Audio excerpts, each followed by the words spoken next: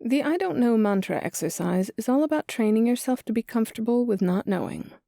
Also as being an honest and authentic human being. The patriarchy would have us believe good leaders have all the answers all the time.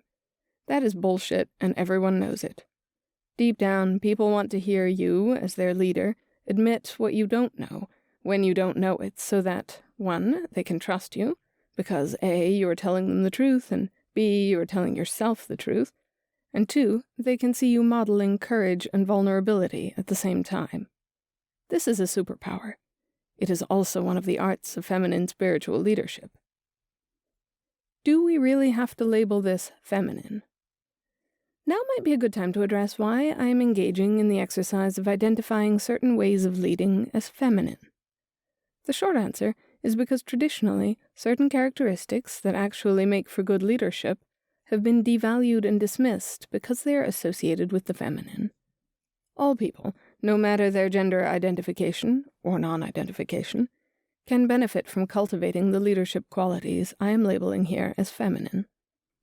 I do not intend to suggest they need to be exclusively or even ultimately labeled as feminine, but for this moment in our human existence, the exercise of naming, claiming, and promoting ways of being that are feminine as extraordinary leadership qualities will help us move forward out of the patriarchy and into a new realm of human dignity and value for all. My end goal is not to replace one half of a duality with its counterpart, but to move us into a flow that takes us beyond where we have ever been before. I'm suggesting we use all of the resources at our disposal to be first fully who we are, so we can then become the new creations God is calling us to be. Okay, back to our regularly scheduled programming. Building the bridge as we walk it. How do you know if you're ready to cross the bridge? For me, I knew when I felt like I had come to the end of the edge of the church, and I still wanted more. I spent 10 or so years chipping away at the institutional church structure, trying to create a space for myself where I could claim my role as a leader and build communities of people who both loved the church and desired to change it. I quickly learned the center was not the place for me. Yes, my whiteness and my upper-middle-class status keeps me in the center, but my femaleness and queerness keep me on the margins.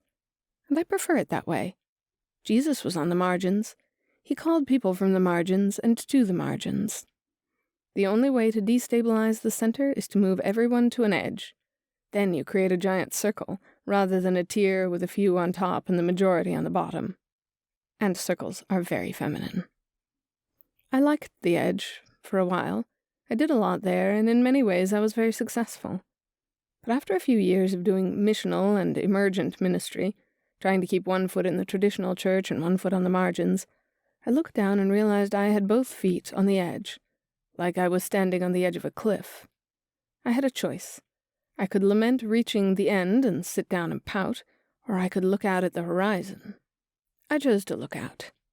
For a while I saw nothing but clouds and mist. It was lonely, it was frustrating. And then the clouds began to part, and I saw that there was a huge, vast ocean out there. There was so much more beyond the church. I had known this, but I had forgotten. It was time for something more. It was time for something different. It was time for a radical change.